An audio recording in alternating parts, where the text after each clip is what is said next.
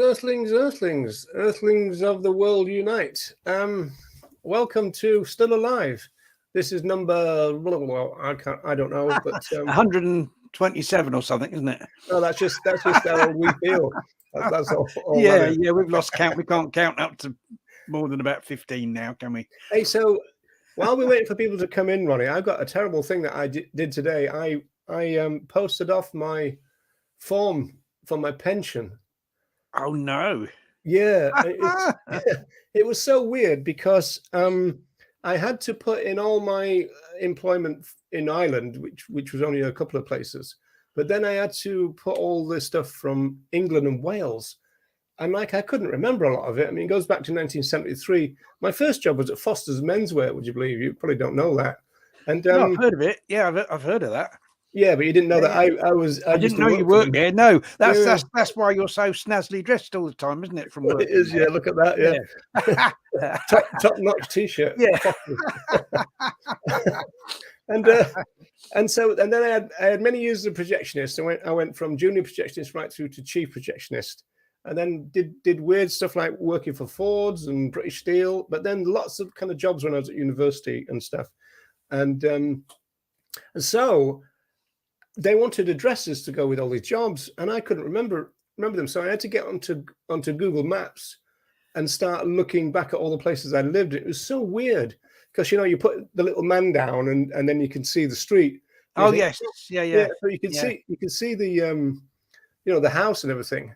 And there was a place called Bontnoeth in Wales, and I used to work at this kind of retirement home. Just kind of very part-time, but next to our house was this council-run home for teenage girls. I think you could probably call them young women. And we used to have loads of trouble with kind of boyfriend stroke pimps coming and picking them up and everything, and the cops were around all the time, and there's all kinds of shenanigans going on. Anyway, love that Roger wears his best outfits for these live streams. Yes, indeed.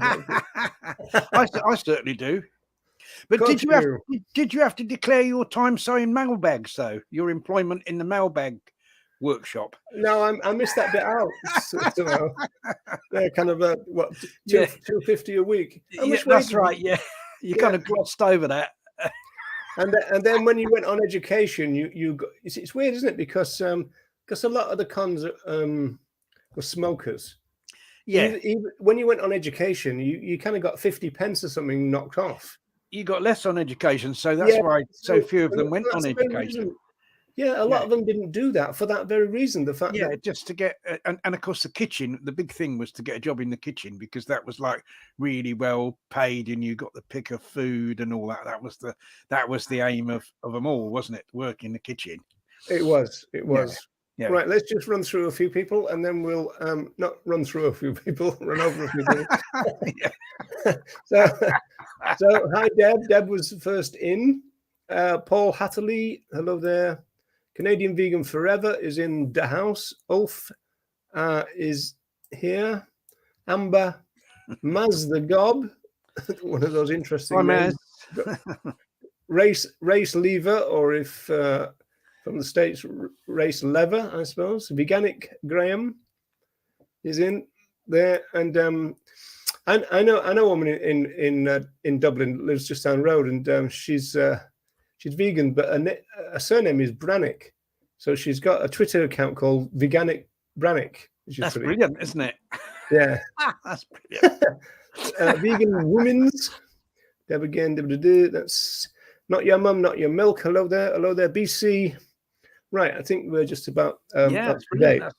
That's a good view. Excellent. Right, now in show 6 of this little series, we did something called Radicals and Militants, which sounds a lot like what we're doing today, but it's a little bit different. And Ronnie is going to tell us why in a second. So we're talking about rebels and revolutionaries, and you put it in terms of the subtitle, Ronnie. Which one should we choose, right? And so I was thinking that the audience are going to be thinking at this stage, first of all, is this a distinction without a difference? And secondly, are you saying we have to choose one or what? Because I think a lot of people would be saying we can be both of those.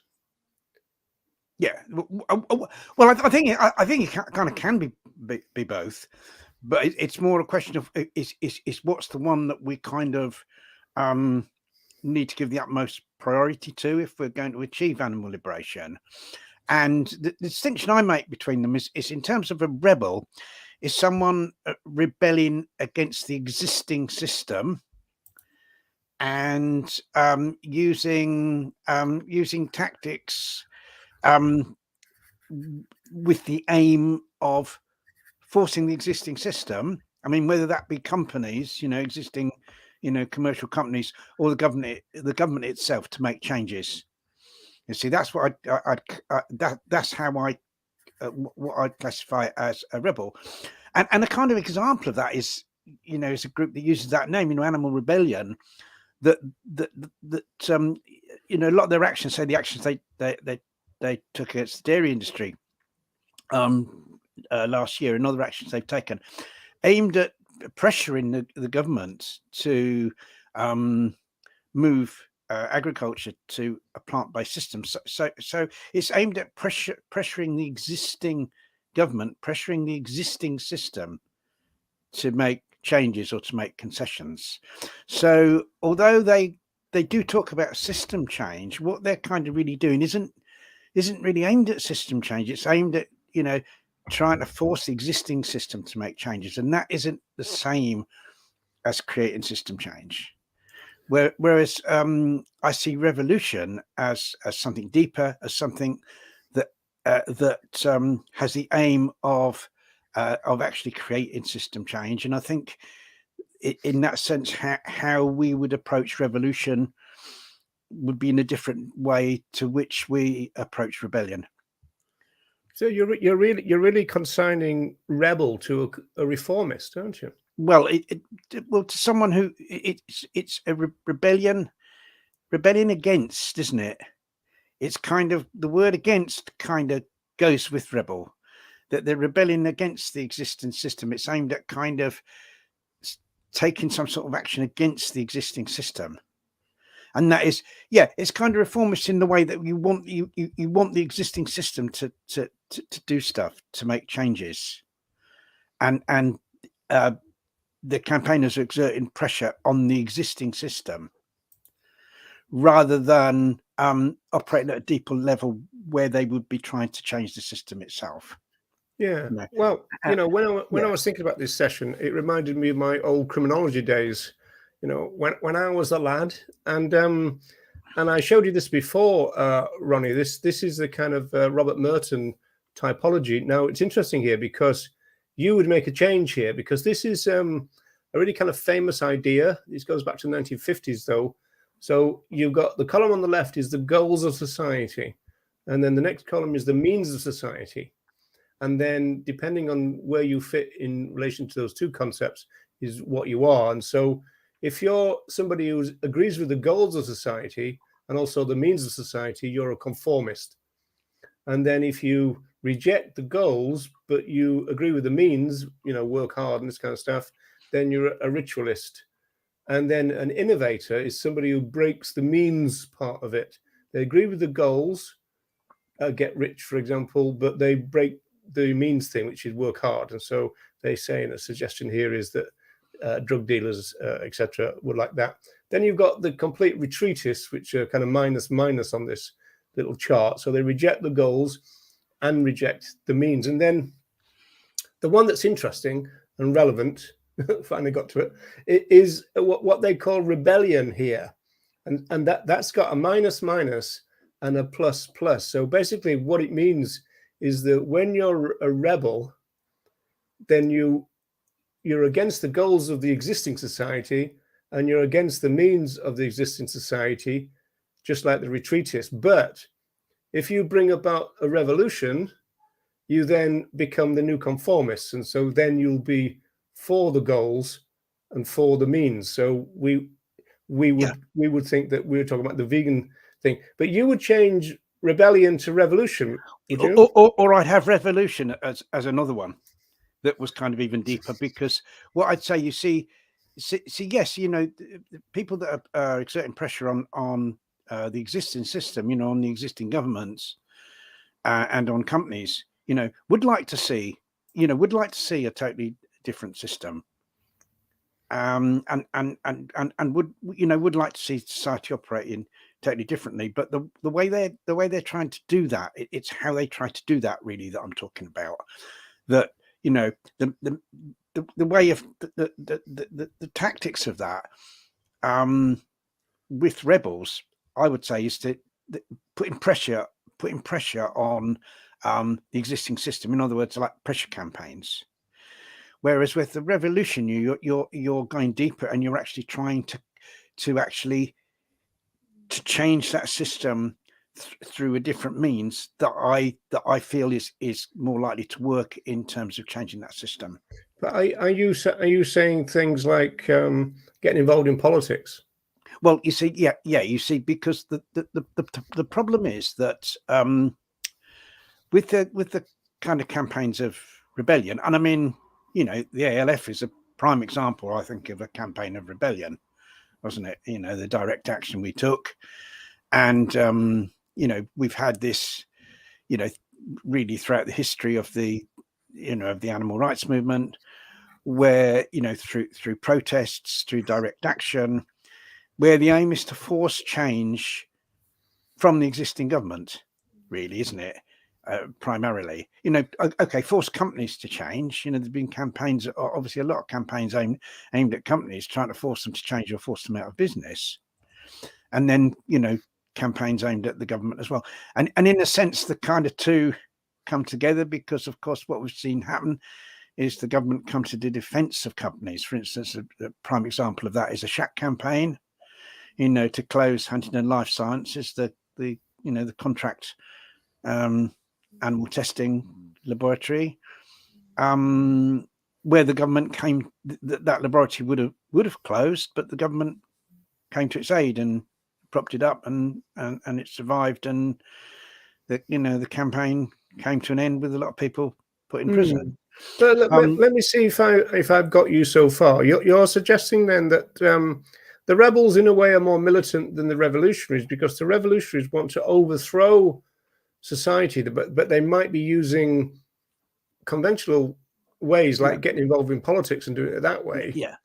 The difference really between the one, I mean, obviously the show we did about militants and radicals, you know, there's a lot of similarity with what I'm talking about here, but in terms of kind of rebellion, I would, you know, I would include other methods apart from militancy. You know, rebellion doesn't necessarily include militancy. It's the whole idea of pressurizing kind of, you know, existing corporations and existing government to try to force them to make change. It could be letter writing and stuff. It could be anything that like tries to exert that pressure. And I'm not saying that's wrong, and I'm not saying that can't be useful. But what I'm saying is that fundamentally, we really need to focus on something deeper than that if we're really going to create change. You see, because the problem you've got is with the you know, with the ideology really of the existing government, and this would really apply. It certainly applies in the UK, and it would definitely apply in the USA, and it would, I think, it would apply to countries throughout the world, because, you know, we have governments throughout the world who are deeply speciesist, who are deeply human supremacist in their nature. So any demands on those governments to bring in measures to protect animals are going to be very, very severely resisted by those governments. And so what can be achieved in moving them in terms of animal protection, and even less so in terms of animal liberation, is kind of is very small. I mean, certainly in the scheme of things. I mean, if you look what have we achieved over here in terms of legislation? You know, people talk about, oh, you know, there was a hunt ban. Well, the hunt ban has been largely ineffective because the legislation was watered down so much, and then it's not enforced because the government really basically doesn't want the police to enforce it. And so this is the problem you get. What you kind of, with a massive amount of pressure on these institutions, all that tends to happen is kind of crumbs from the table. And you know, with the ALF, you know, spared tens of millions really of animals from suffering and slaughter. But in the scheme of things, when you look at the, you know, just with the food industry, worldwide, 50,000 animals a second are being slaughtered. When you factor in the other forms of oppression of other animals by humans, such as that, you know, our adverse impact on the environment, the adverse impact of our species on the environment, you know, and hunting and animal experiments and all these things, you know, that figure could be twice as many. We could be talking about like 100,000 animals a second are being slaughtered because of human behavior and human activity. And so even the sparing of, like, you know, a few tens of millions by the ALF is tiny compared with that huge kind of edifice of oppression of other animals. And Well, so, yeah. some interesting stuff. Just want to come up with some comments, but before, Yeah. I'm going to do time out, because you talked about the ALF, and I forgot to mention at the beginning that I just done a time tunnel about the first in a little mini series on the women pioneers of the vegan social movement, and it is it's Women's History Month, and so I just wanted to kind of come back to you, Ronnie, given your status in terms of the ALF, because sometimes it's suggested that the ALF was a very kind of macho, male-dominated thing. And I just wondered whether you wanted to say, yet again, that it wasn't really like that. No, and the ALF wasn't really like that at all. I mean, women played just as much part in the ALF as men. And some of the very best activists and organisers within the ALF were women. It's the balaclavas, you know, because, but again, you see, you'd say, well, that was the press side of it, wouldn't you?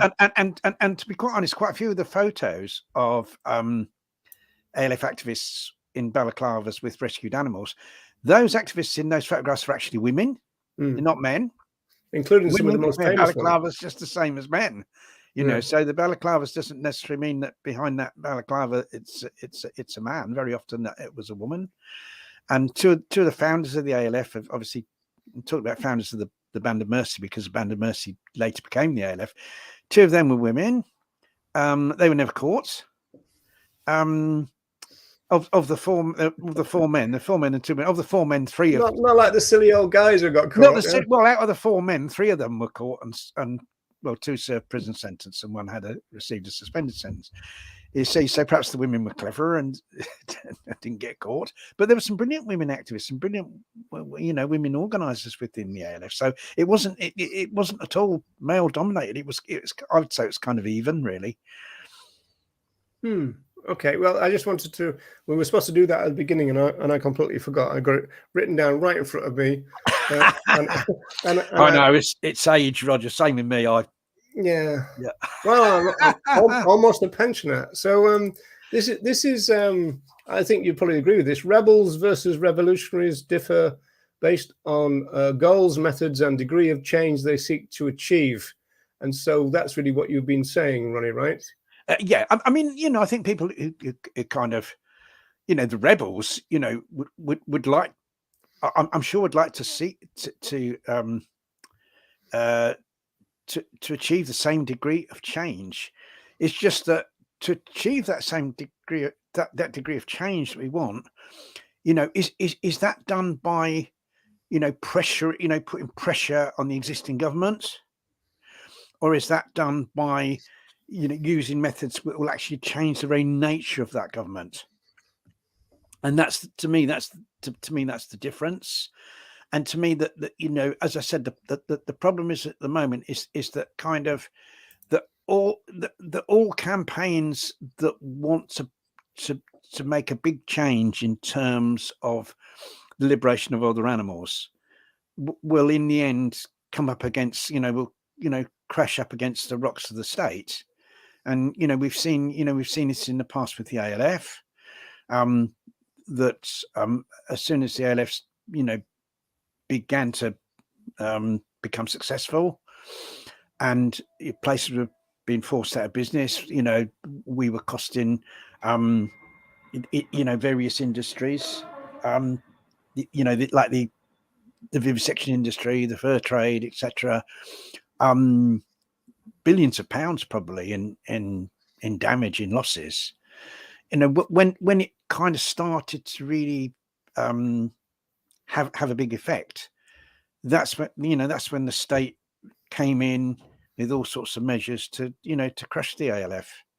You know, they brought in like new laws, used existing laws in ways that they're never meant to be used, set up special police squads and stuff like that. And then now, of course, we've got all the surveillance that exists, particularly in the UK, but it's probably something that's growing throughout the world, all the cameras and everything. So it's hard to do anything and get away with it.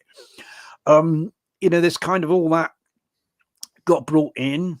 And of course, you know, the ALF still continues in the UK, but it's very, very, very much diminished from what it was. And through all the action of the state. And then after that, you had campaigns like the Shack campaign and Speak that were aimed at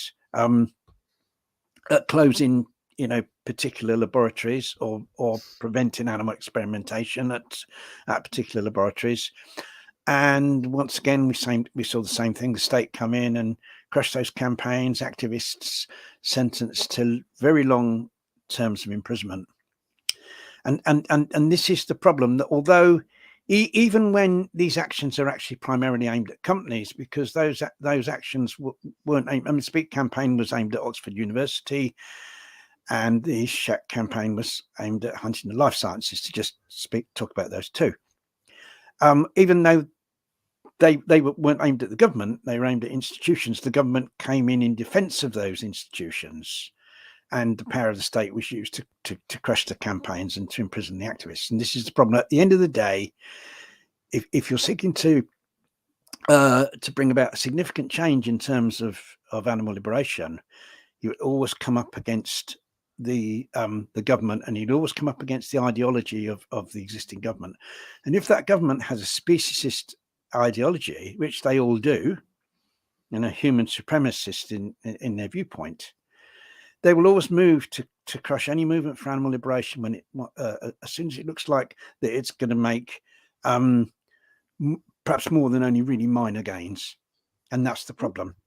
Yeah. So, I mean, obviously at the moment, you're saying really that to really create a revolution, you're going to need an anti-speciesist government, because Yes. Otherwise, I mean, like as you say, I mean, we've both been involved with the pressure campaigns.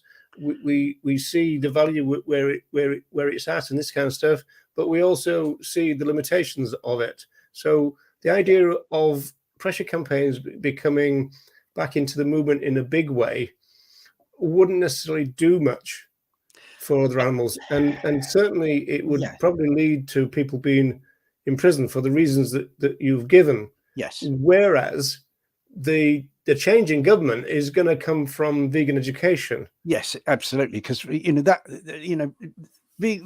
outreach and certainly kind of the right sort of vegan outreach in a sense, because there's some things that are described as veganism that kind of aren't veganism, as we both know. Do you agree with this one? I see somebody buying one product over another as a type of rebellion. Well, it's kind of is it a rebellion? Well, they elaborate it by saying or avoiding one company altogether, so it's a boycott, isn't it? Yeah, I think that's more of a more of a boycott, and you know, and kind of can make a difference in, you know, kind of economically, and in terms of, like, you know, if we want to reduce the consumption, say, of animal products, which is obviously a good thing. And so, you know, I mean, that's, yes, I mean, it's obviously vegan education. I'm talking about vegan outreach, because you see, how do you change, you know, how are we going to get a government that's sympathetic to animal liberation? Because until we get a government that's sympathetic to animal liberation, we're not going to really move very far. We might be able to move with the kind of, you know, smaller you know, in the scheme of things, forms of the oppression of other animals that Yeah, but aren't powerful. even then, Ronnie, most of those haven't worked, have they either? So Well, I think they're kind of, you know, some have, some haven't. I mean, I think an example of one that's kind of worked here in the UK is a campaign that I was involved in for many years, was the campaign against commercial greyhound racing, where we have had a decline in greyhound racing that's been kind of. and you don't think that's taking place on large estates and, you know, Well, kind not of. the no. I mean, the racing won't be. I mean, if you're talking about stuff like hare coursing, which was abolished by the Hunting Act. Mm. Yes, I mean that put an end to the big organised coursing meets like the Waterloo Cup, for instance. But yes, but coursing still takes place on private land and stuff. You know, they still do it, maybe not in such a large scale. And a lot of the coursers that used to go to the hare coursing people that used to go to the big events here in the UK now go over to Ireland, to the events in Ireland where it's still legal. So how much that's made a difference even to coursing, it's kind of, you know, there's a question mark over it. I think it may have made it may have caused some reduction. But I think an example of a success of a campaign targeted an industry really is the campaign here in the UK against greyhound racing, because lots of tracks are closed. And basically what you're looking for, if you're looking at a measure of success in a campaign against the greyhound racing industry, that success really is measured in fewer greyhounds being bred, because the more that are bred, the more that are killed, because where they mostly get killed is where they're not, you know, the young dogs aren't suitable for racing. That's where the big killing goes on. And so it's if it can be measured, that's how you measure success, in that fewer are bred, and that has turned out to be the case, because you know fewer tracks mean fewer races, mean, you know, that reduces the demand. But you see, in a sense, that was a campaign of education, because the main thrust of that campaign was to educate ordinary people not to go to greyhound racing by telling them about, you know, the truth about the industry. And people in the movement, even, that was a shock, wasn't it? Yeah, loads of people in the movement thought there was nothing wrong with greyhound racing. They thought it was just dogs running around the track, and they enjoyed it. You know, they had no idea. But anything involving animals that's done for a profit, you'll find that animals are killed and suffer in that, whatever it is. And so really, I suppose we're back into the situation of the difference between a supply side thing and the demand side thing, because yes, as we know, we've got a globalized capitalistic system, and so if the demand is there, it's going to be met from somewhere. And so, yes, you know, if one thing gets closed down, you know, it either gets resurrected, or if it doesn't in one particular country, then another country will then take up the supply part of it, right? And so yeah. It's always really, if you want a fundamental or revolutionary change, it's got to be on the demand side, because that's where the fundamental change can come. Yes. The supply side is always like a game of chess, with all the pieces moving around all the time.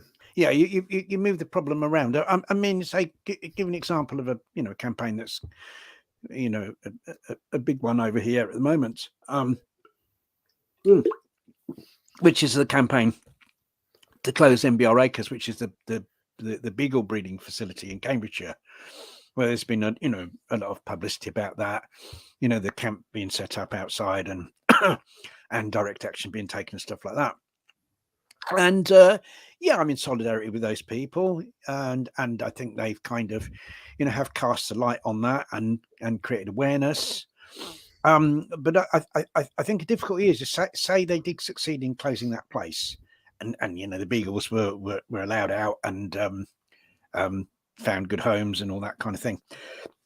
The problem is that if the demand for beagles for experiments is not reduced, those dogs will just be supplied from somewhere else. You see, if it doesn't affect the demand, then the supply will come from somewhere, and so people will be celebrating a kind of, is it called a Pyrrhic victory when it's not? It's not a true victory. A Pyrrhic victory. Yeah. They'll be celebrating a victory that isn't really a victory. You see, and people will argue, oh yeah, but then you go on to the next place, the next place, and the next place. But the problem is then is somewhere along the line the state is gonna step in, aren't they? You know, they're not going to allow, they're not going to allow the activists, like a deeply speciesist regime isn't going to allow, those activists to gain, gain victory. And when we saw the same really with the Shack campaigns, it's the same kind of activists that organised the Shack campaign had previously organised campaigns to close down establishments that bred animals for laboratories. And you had Hillgrove Farm, for instance, cat breeders, and previous to that, I think there was one or two places that bred Regal Rabbits and those places. And Regal Rabbits, I think, was a kind of similar thing. Regal Rabbits just closed as soon as they knew that someone was going to do a campaign against them because they knew what was coming. But the point is, did that kind of and the question can be asked, yes, but if that did that affect the demand? Did that affect the number of animal experiments being carried out? And if it didn't, then those animals for the experiments would be supplied from somewhere else. Yeah, and also, I mean, one thing going back to the beagle example is that if they can't source beagles, they'll just change species, which is what's happening. Yes, and that's just as bad. I mean, it's just as bad to use a rat or a mouse. I mean, overwhelmingly, the animals used in experiments are actually mice. But the life of mouse is just as important as the life of a beagle. So there's no victories gained if they start using mice instead of beagles at all. That's no victory. But you see, then what happened was those same campaigners succeeded in closing those establishments when they moved on to hunting and life sciences. And then started to kind of, it looked like they were going to succeed, that the place got in severe difficulties financially. That's when the government said, right, that's enough now. No more of this. We're going to move in. It's to do with the size of it. It's to do with the size of it, you see. But the trouble is, that's why I'm saying that the kind of, the government in over here, and it's a different story in Ireland, of course, where the dog racing industry is subsidised. But the government here has allowed the dog racing industry to go under. I think the government in the USA has done the same because the dog racing is in rapid decline there as well. They've allowed that industry to go under because that's not really a big, powerful industry. But the biggies where we're talking about the huge numbers of animals in like animal experimentation, and you get even bigger, like the kind of, the farming industry, for instance, the fishing industry, these huge industries, is the government, if those industries ever become like threatened through pressure campaigns, through direct action, is the government going to stand by and kind of let them go under? Of course they're not. Of course they're not. If you've got a government that's fundamentally speciesist. Again, it's to do with the size. I think the Irish greyhound racing industry had the smarts to align themselves very closely with the horse racing industry, and so the subsidies that they both get are like kind of tied up in the same legislation or the same act of giving or whatever you want to call it. And so some of the activists in Ireland are trying to decouple that in the sense of trying to separate out the greyhounds from the horse racing thing, because presumably if it had been a subsidized thing in Britain and the greyhounds were associated with the horse racing thing, you'd probably still have the stadiums, wouldn't you? Yes, I think if there was a subsidy from the government that allowed them to survive despite being kind of financially not viable, then yes, I mean they would survive the same way as hunting and life sciences survived because the government bailed them out. They kind of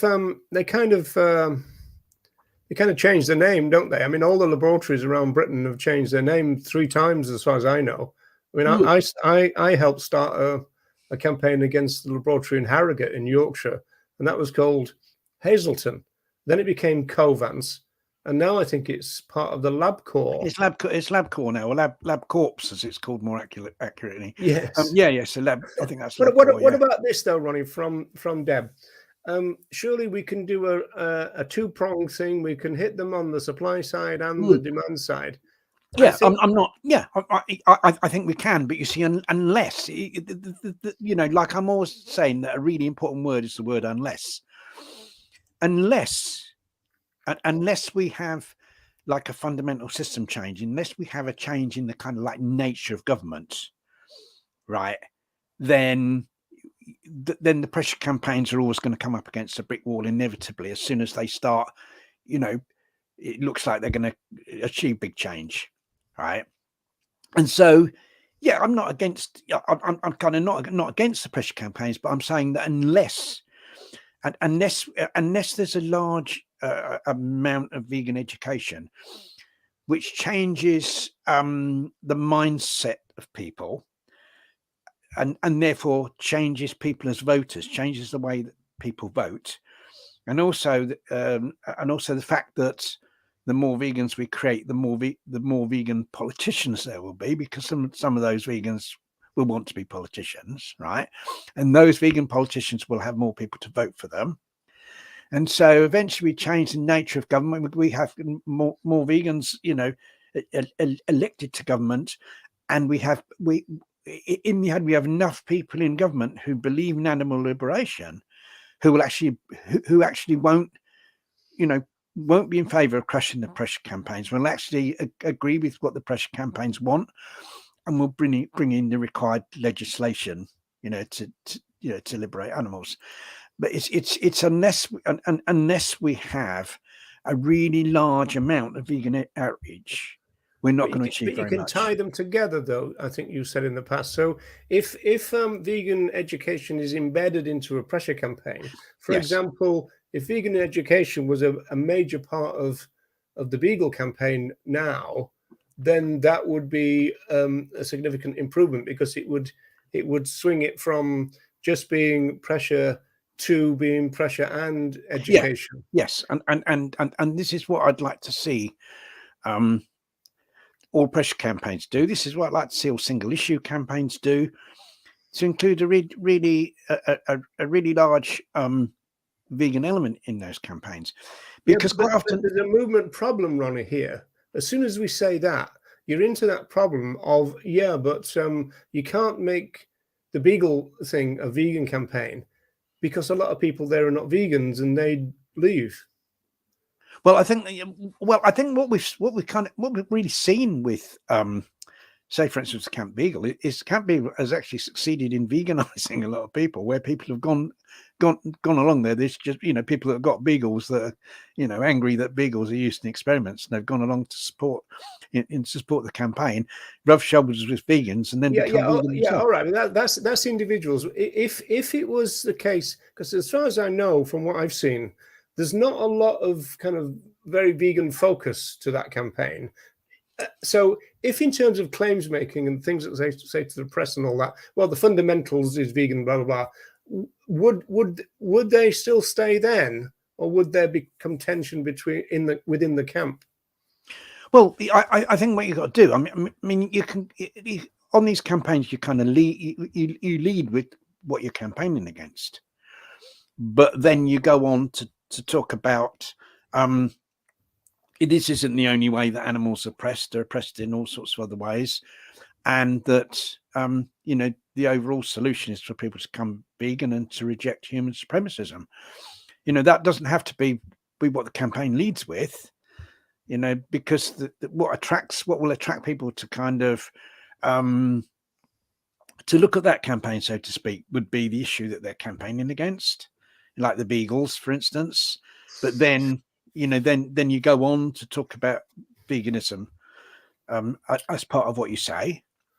Yeah, well, I suppose you could characterize that as focus and scope, but whether it would kind of work is an interesting one, because there are examples where, you know, vegans in a single issue pressure campaign can actually be quite disruptive, ironically, because they're vegans. Well, it kind of. I mean, I'll give you an example. What we did with the Greyhound campaign. We kind of, we arrived at this exact same viewpoint. And as I just mentioned, but also we felt that we were kind of also missing a trick, because we felt if we were producing literature and also stuff on our website that caused people to care about greyhounds and caused people to oppose the oppression of greyhounds by the dog racing industry, then those people would be open to be taken further along the road, of opposition, so that they could be opposed to all oppression of other animals by humans. And so what we did, we inserted a paragraph into our leaflets that said greyhound racing isn't the only way that that other animals are oppressed by humans, and if you want to find out what you can do about all of it, then go to this website. And there was like a when they went to that link, then there was something on there about veganism, and then also on our website, and very prominently on the first page of our website, we had stuff about veganism.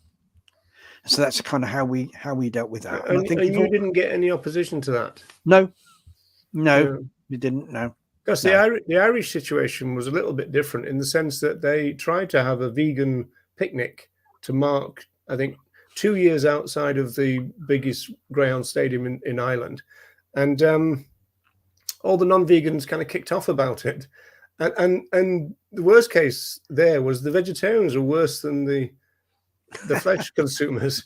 And the same things like, well, if you set up a vegan table, we're going to come along and plonk a chunk of cow cheese on it and stuff. So it was quite divisive, the vegan part of that. But then I think the task then of the vegans in that campaign is to educate those other people and say, hey, you're caring about greyhounds. What I'm saying is some of them did what you said. Some of the people who were either flesh consumers or vegetarians, they went vegan, but others didn't. And so then you ended up with a bit of tension if veganism became too prominent, let's say. Well, I think it has to be there in a fairly significant way. I'm not saying it has to be the thing that people lead on, because they're going to lead on what the main aspect is of the campaign. But I think it does have to be there within those campaigns, and that's really important. Otherwise, how do we create that fundamental change that we need? If we're really going to bring about animal liberation, we have to create fundamental change. It's not going to happen otherwise. All we're going to get is just small crumbs from the table, which is all we've ever got. It's all we've ever got. I mean, people celebrate these kind of victories when something gets, like something gets banned. We had the ban on the fur farming over here. That was about 20 years ago now. Caused a big celebration, but how much difference that made, I don't really know. And also, like a tiny number of animals compared with the huge number that are oppressed. So we kind of have to, we have to in a sense think bigger than we're kind of thinking at the moment, and think deeper. Yeah, but Ronnie, what I hear with this argument sometimes is that, okay, well, we're struggling to do the small things, and you're wanting us to all concentrate on the bigger thing, which is impossible. Well, you see, I think it's a question of kind of in how we involve people. You see, I think far more people can be involved in an education campaign than can be involved in a pressure campaign, because of what you're asking people to do. An education campaign, people can do really simple things that are educational. Whereas with the pressure campaign, like, the number of people that are prepared to take part in a demonstration is really quite limited. Even more limited is the number of people prepared to do direct action. But if you're talking about stuff like kind of just delivering leaflets or handing out leaflets, or taking part in an information stall or something like that, then I think there are a lot more people that would feel able to do those things. And so I think that kind of, in a sense, I think the way that we kind of go about campaigning, I think both in terms of pressure campaigning, but I kind of think also in terms of vegan education as well. Actually, in a sense, it kind of it disenfranchises. Is that a word? Disenfranchises people. It kind of it kind of it limits the number of people that actually can take part. Whereas if we kind of looked at, doing outreach in a different way, then more people could be involved. You see, kind of at the moment, you've got a situation where you're looking at outreach. You've got, most of the events that take place are these events in the central big cities. You've got like events like the Cube of Truth, for instance, where you've got people that come from the surrounding area and, go along. And that kind of, I mean, first of all, it means that those people have got to be free that day. It means they've got to be kind of able to travel some distance to that event. So both of those are kind of can be limited factors on who can become involved. Whereas if you have a community, you have stuff in local communities, and you have, I mean, we do stuff locally where we give people leaflets and say, look, deliver these when you can in your own local area. So that means people aren't kind of like confined to a particular event that they've got to turn up to or a particular time. They're just able to do that when they can. They don't have to travel any distance. So that enables more people to become involved in outreach. But are they though, Ronnie? I mean, well, not as many as I'd like to see. No, I'd like to see far. I'd like to see far more. You've got a Facebook group called Encouraging Vegan Education. I mean, are you getting loads of people sending you pictures of them door dropping and? Well, it's not a group that I've tended to kind of. I don't just kind of focus on that group. It's a group that I set up some years ago. I think when there weren't as many other groups that were kind of to do with reach. I think that what the main thing that we need. You're avoiding the question here, Ron. No, what I'm saying is, sometimes there are some people that do that. There are some people that do that. But you see, the thing is, this is what we need far more of. That's what I'm saying. There aren't enough people, posting stuff about outreach, not just on that group, but on any group. Or there's not enough people in general doing outreach. And the thing is, if we're going to fundamentally change the system, if we're going to create a system where kind of loads more people are vegan, and in that sense, that's going to kind of that's going to change things to some extent in terms of how people behave as consumers, but it's also going to change things politically because those people are also voters, and some of those people will become politicians. It's interesting, really, because I mean, we're banding words around like revolution and rebellion, and that. Whereas your position seems to be that if we have a lot of people doing the more low key stuff, that is the kind of true revolutionary stuff in the end. Well, that's what will kind of create the revolution, because we could have loads more vegans involved in education than we have at the moment. If we kind of if there was a lot more interest in what I call community outreach, in other words, people doing outreach. The ultimate aim is for you to get vegans into government, right? And I mean, there's a couple of Laura's in the chat. Hi, Laura, and there's a couple of contributions here. Now, I think you're kind of going to agree with this. I don't think it's necessarily against what you're thinking, but you're thinking that it's kind of like what revolution from within. We need to stop. What I'm talking about is like kind of how are we going to, if we are going to, I mean, yeah, it's what she says is, yeah, we have got capitalist hierarchical government, but how do you How do you kind of change that? You know, how do you change that? I think you have to. I think you have to kind of take control of the state and then and change it that way. I can't see it happening in any other way.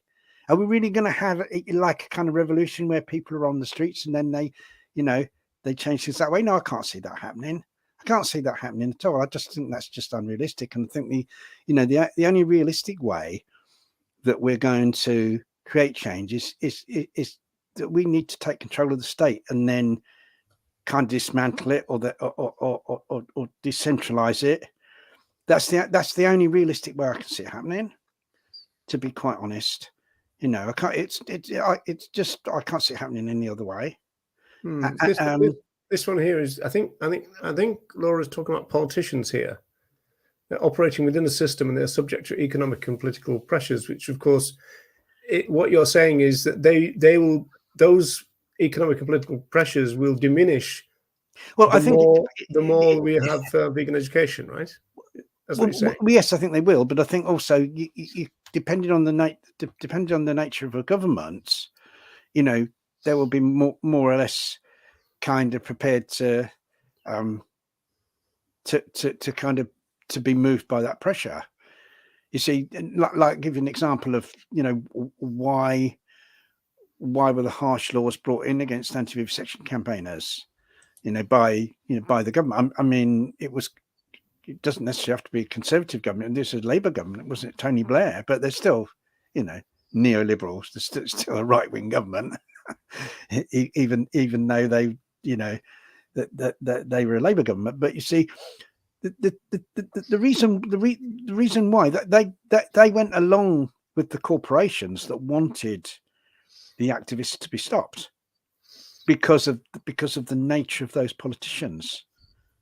You know, because those politicians were speciesists and human supremacists. You know, when those companies said, "Oh, look, you know, you need to do something about these people. You need to, you know, bring in laws. You need to set up special police squads." That's why, you know, and that's why they gave in to the companies and said, "Yeah, we'll do that." But if you had people there, if you had people in government that were like the vegans, they say, "No, we're not going to do that. In fact, we're going to let those people have what they want."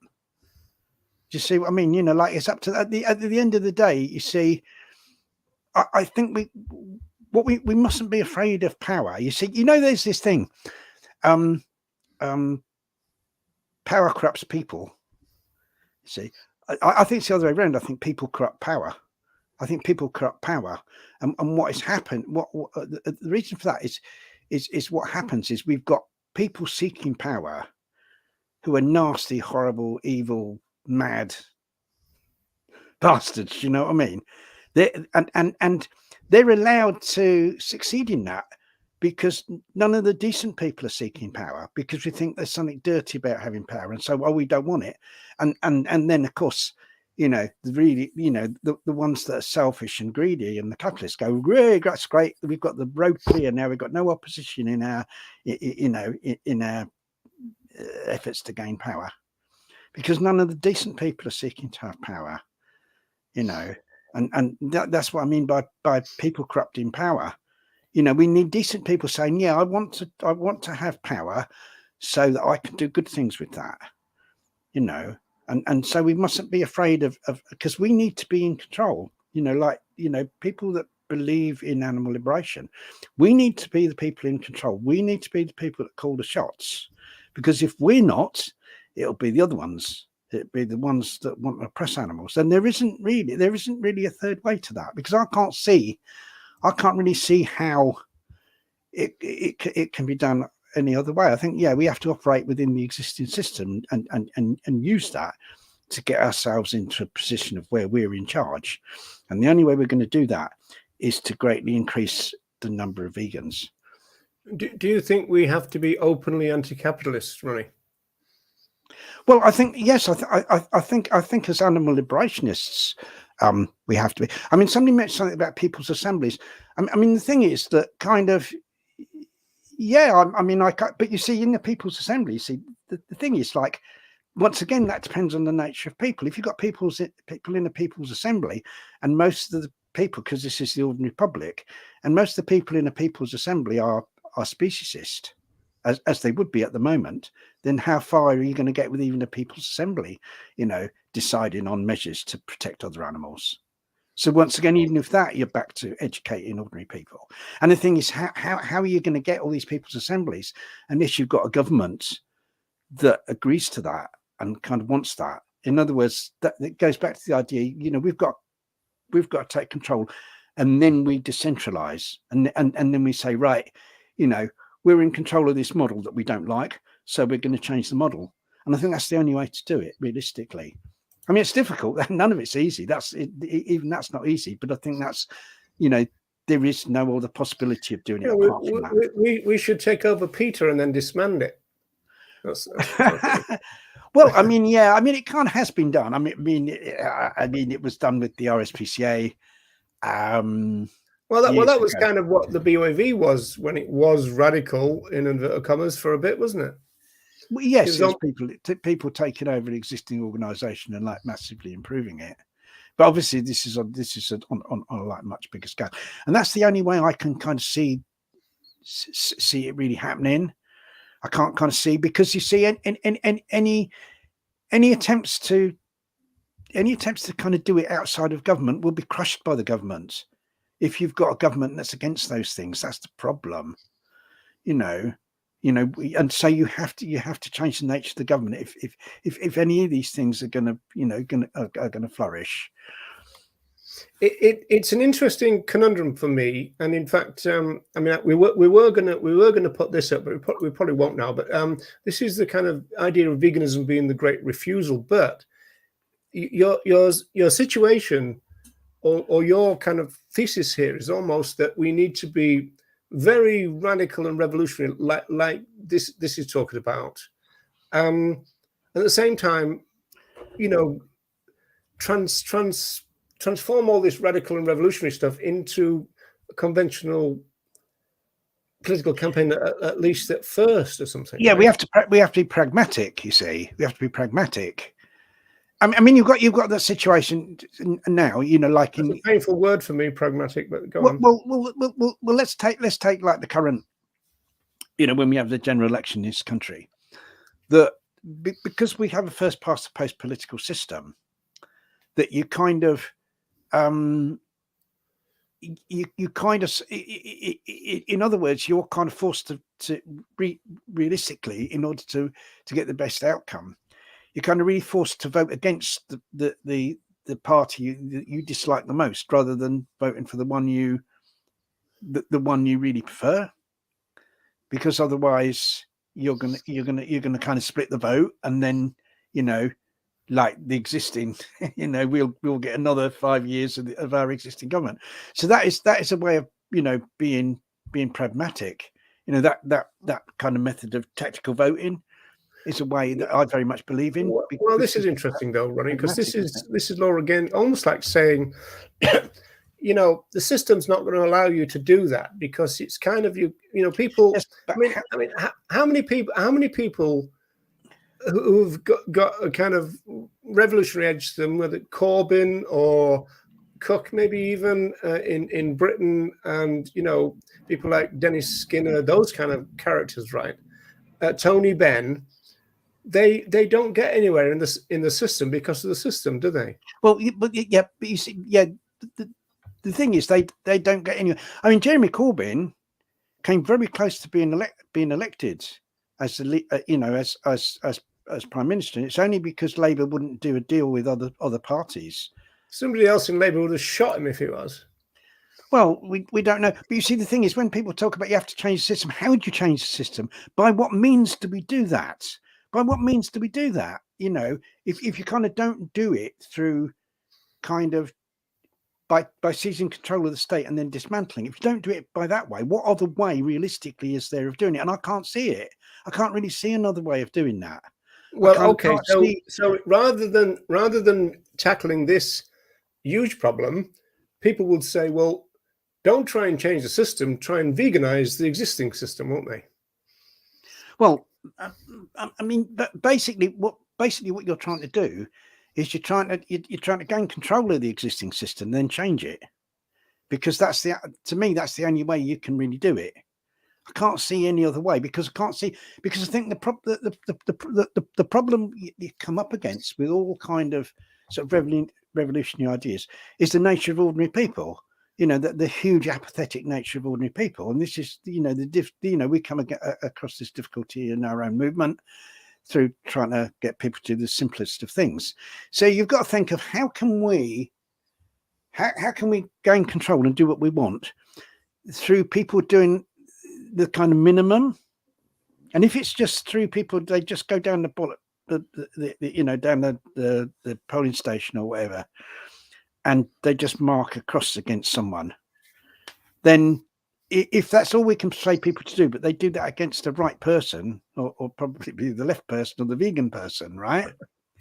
Then you've kind of then, you know, got the power to do stuff, but you've done it without asking very much of people, you see. Whereas other ways of kind of achieving revolutionary change, I think, demand more of ordinary people than people will give. And I think I think one of the things I've learned in my life is the severe limitations of most people, the severe limitations of ordinary people as to what they're prepared to do.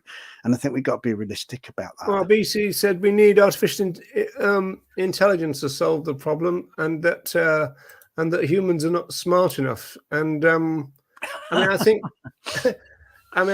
we do get almost like daily lessons about how kind of irrational humanity can be. You know, in terms of what goes on. I mean, even things like I think they worked out that if you stop the arms race or the arms buying and selling for about 11 minutes, then everyone on the planet could be fed. You know, I mean, absolutely, yeah. I'm quite sure of that.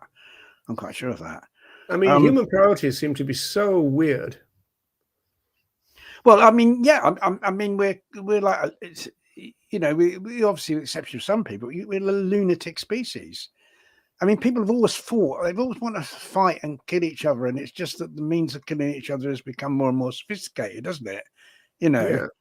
And why? Cliff is asking here, who is anybody going to vote for? But I think you're saying, well, nobody at the moment, because it's I mean, you know, personally, when it comes to general election, I'll vote for the, you know, providing they're not more right wing than the Conservative candidate, I'll vote for the candidate most likely to defeat the Conservative candidate, because in the first past the post system, realistically, that's the way you've got to vote. Yeah, but there's nowhere for an animal rights voter to. There isn't. No. You're only. It's like that's just damage limit. What you're doing is lesser of two evils. It's damage limitation, because that's all you can do. And until this is one of the fundamentals about people in the movement don't seem to. Well, we seem to have lost some of the understanding between animal rights and animal welfare, in the sense that if you go to politics as it is, even if they take any notice of you, which they usually don't, it'll always just immediately slide into welfare, because the existing system cannot go anywhere near animal rights. It's far too radical for them. So they have to slim it down, slide it back into welfare. And then, you know, I mean, like the big manifesto of the new Labour government, which everybody got excited about, it was kind of animal welfare all the way, because they can't do any other. Well, because they'll be out of power within a second. Well,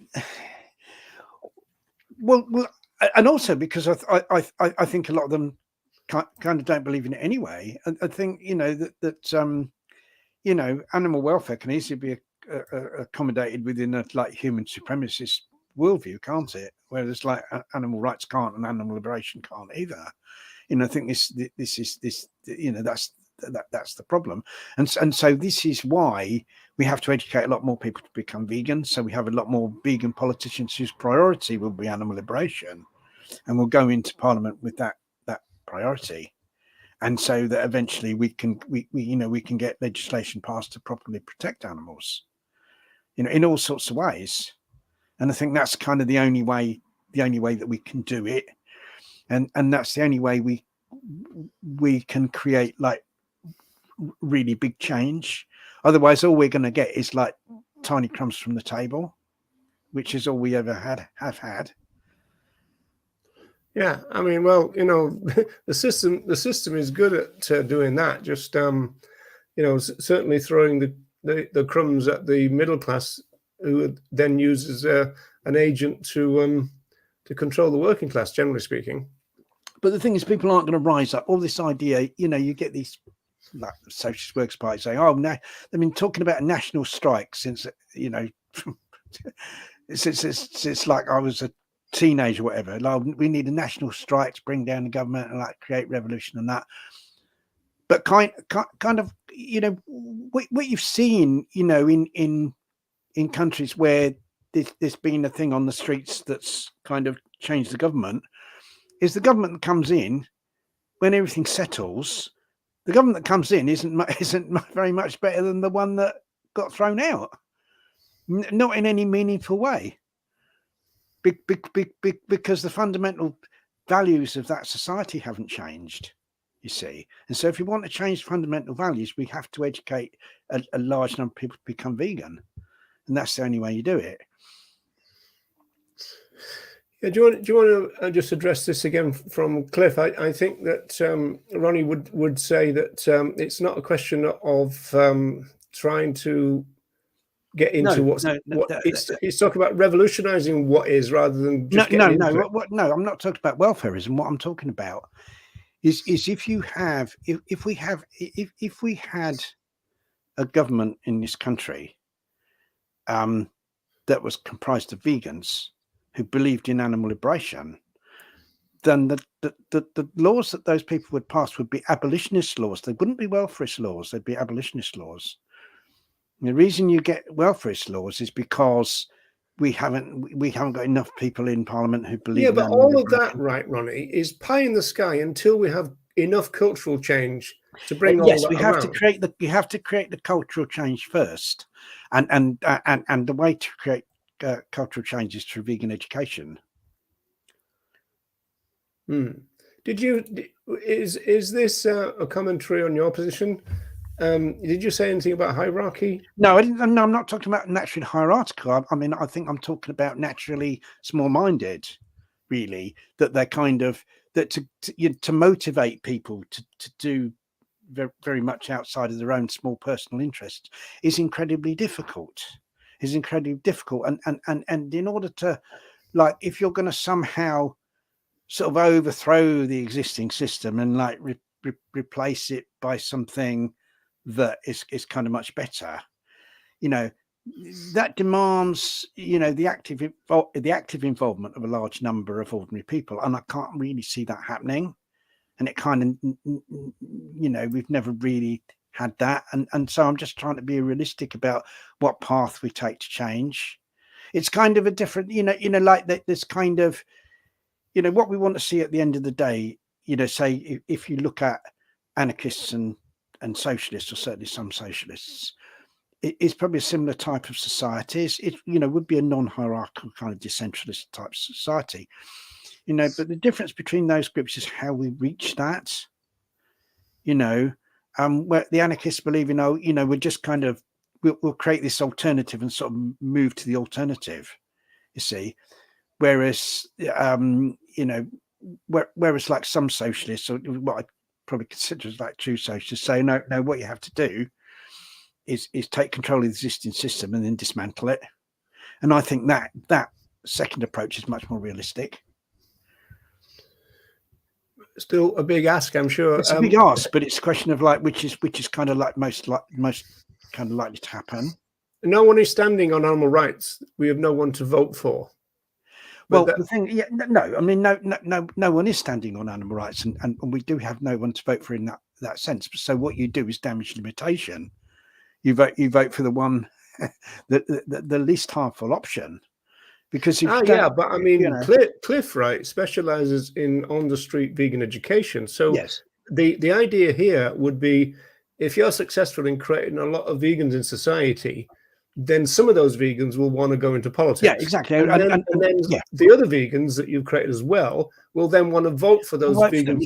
I mean, yes, I mean that's what I'm looking at. But we're not talking about the system now, and we're not talking about the system now. If we're talking about the system now, I think people should vote.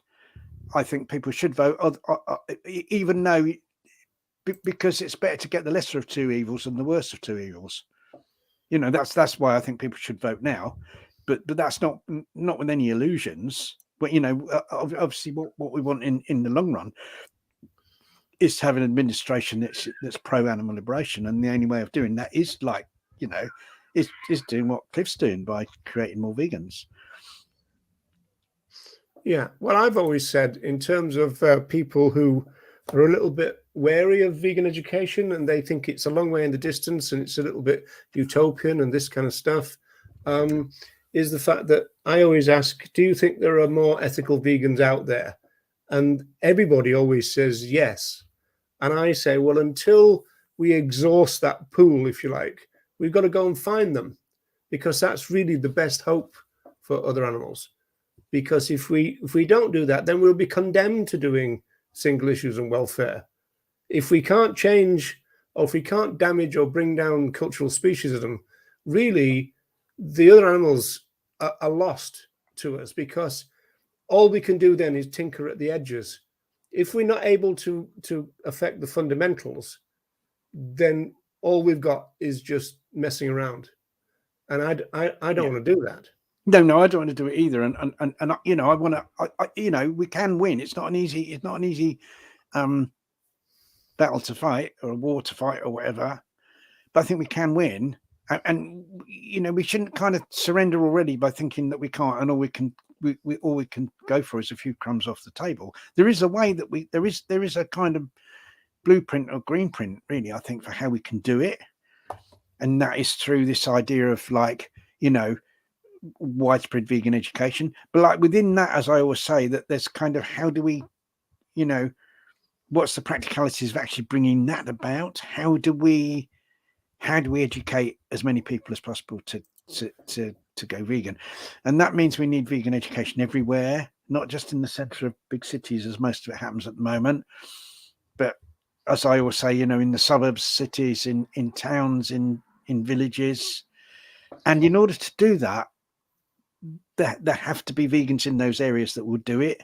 And primarily, and most important of all, that there need to be vegans in those areas who will become instigators, who will say, right, you know, let's get outreach going here, in this area, in this location, in this locality. You know, I'm going to start vegan outreach here. And who's with me? Because we have a situation now, I mean, certainly in the UK, where there's kind of vegans everywhere, you know, and it's a question kind of, like, not activated, are they? Right? But it's motivating. But I think it kind of like a local level.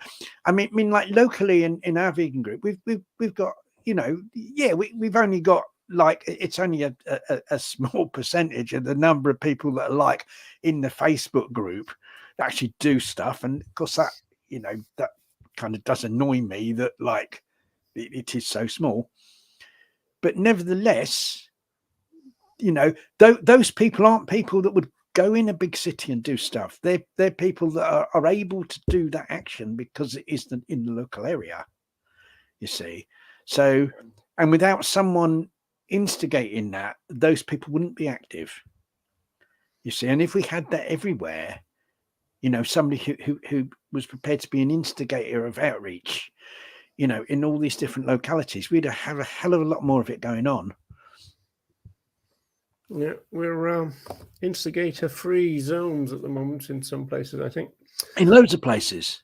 Right. Is there anything else you want to say there, Ron? Well, no, I think it's kind of pretty much like covered it, in that kind of, we kind of, and we kind of see people sort of, and we did a show, didn't we, called Groundhog Day, didn't we, where it was about people making the same mistakes that were made in the past, and kind of, you know, without kind of learning lessons from the past. And I think the lesson to learn from the past is that it is about the limitations of pressure campaigning, really, and that it kind of, that eventually what kind of happens once that starts, you know, looking like becoming successful in any big way, is that you've always got this obstacle of the state, you've always got this obstacle of the government to overcome. And so unless you do something about removing that obstacle, you're never gonna get beyond a certain point. And so I'm talking about removing the obstacle. Yeah, in a very conventional way, ironically. Well, yes, because I think one of the difficulties is people tend to think that they equate how effective an action is with how that makes them feel. So if people go on a thing and they're all shouting and getting emotional, I think somehow they kind of think that impacts more on the outside world than if they're doing a thing that's like kind of very quiet. But kind of when you really analyze it, that isn't the case. That isn't the case at all. Often, the simplest and quietest of things can kind of achieve far more than something that is kind of highly emotional. And I think we kind of have to be a lot more objective and analytical about what we do in terms of thinking, well, how is that going to affect other people, or is that going to affect other people at all? And I think that's a difficulty. I mean, obviously, we're dealing with a highly emotive subject. What happens to other animals is horrendously, is horrendously upsetting. And I think sometimes, or very often, people tend to get controlled by their emotions. Nothing wrong with being emotional about it, but it's a question of like using that emotion as a fuel, to give you energy, to give you determination, give you drive to carry on campaigning, rather than letting that emotion take over and stop you thinking rationally about the actions that you're taking. And so I think that's that kind of can be a problem, that people have that confusion over the effect of something on themselves and what the effect is on other people. But you see, I would also include, I mean, lots of things, things can be militant and education at the same time. I think direct action, can have an educational effect, depending on the type of action and especially depending on the messaging that comes out of it. For instance, yeah, well, that's the difference between the past, isn't it? Because like the public weren't involved in the direct action of the 1980s really that much. No, we kind of weren't really interested in the public. Our interest was in putting these, these companies out of business, really, wasn't it? Is if we attack a laboratory enough and cause enough damage, that place will close down. In fact, that did happen, with a few of them. And that was kind of how we looked at it. It ended up, we were kind of thinking very much in terms of economic sabotage. I mean, obviously animals were rescued as well from places, but certainly my main interest was in economic sabotage and cause so much damage to these places that they can't operate anymore. That was kind of the idea of it. And so the public weren't in that equation at all. It was just us against the people that oppressed animals. You see, and that's where that was like where the limitation of it came in. That was where the limitation of it came in, because, like, as I say, unless we educate, I'd say a large minority really of people to become vegan, then we aren't going to get very far at all. And there was really no education of ordinary people in what we were doing at all. No, well, I suppose at least that's changed in a sense, and I suppose social media has played a role in that, even though obviously direct action is much more limited now because of technology and everything. Anyway, I think that's a good place to probably draw a curtain, and I'd like to thank everybody who's tuned in and stayed with us, and we shall be back next week, Ronnie, if we are still alive.